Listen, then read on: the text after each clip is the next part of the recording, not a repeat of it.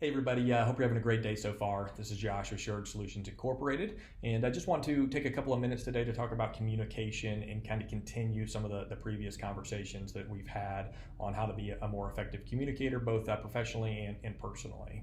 A couple weeks ago, 2-3 weeks ago, Darwin had posted a video on responding and how to listen to understand versus listening to respond in various situations, and why it's important to actually understand where the person's coming from and what they're saying before you formulate a response to spin back to them.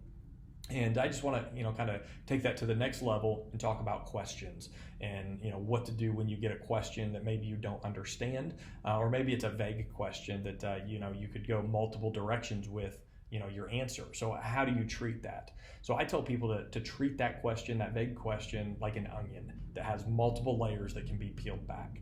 So if somebody asks you a generic question or a very generalized question, such as, hey, what can you tell me about your life or your history? You don't really know what that person wants to know because it's so vague. Do they want to know about your childhood? Do they want to know where you used to live? Do they want to know what college you went to? Like you just have no way of knowing until you ask them. So when you get a question like that, peel back a layer and have a response that's similar to this. Hey, I would love to tell you about my history and myself. What specifically about my history or my past would you like to know about, and why is that important? And by phrasing it that way, it's going to do a couple of things. For one, it's non-confrontational. It just shows that you're trying to have the conversation. The second thing it's going to do is really let that person you're speaking with know that you're engaged in the conversation and you're paying attention to what they're having to say, and that you want to give an educated response. And then the third thing that it's going to do is actually help you give that targeted response to the question that they actually mean to ask. And so, sure, if it's a conversation with a friend, this may not be that important, but in a professional setting, it could be. In a job interview, for instance, if you get asked a general question such as, walk me through your resume or tell me about your past, they may have a specific question or part of your resume that they're looking at. And if you just start talking about your entire history at that point, you may be wasting valuable time, and you may kind of just derail the entire interview and potentially cost yourself an opportunity.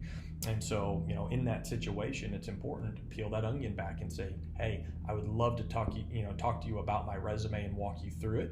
What part of my resume would you like me to start with, and why? Once again, that's going to let them know that you're engaged in that conversation. It's going to give you a better understanding of what they're asking, and then it's going to allow you to formulate an answer that's actually targeted to the information that they're wanting to know about. So don't be afraid to ask more questions about a question. Peel back some layers to the onion and make sure that you're able to give a response that is well thought out and is applicable to the question that's being asked. So hope this little video on treating a question like an onion may be able to bring you value. If it did, would appreciate you if you followed us on our videos here on LinkedIn as well as on our YouTube channel. So have a great day.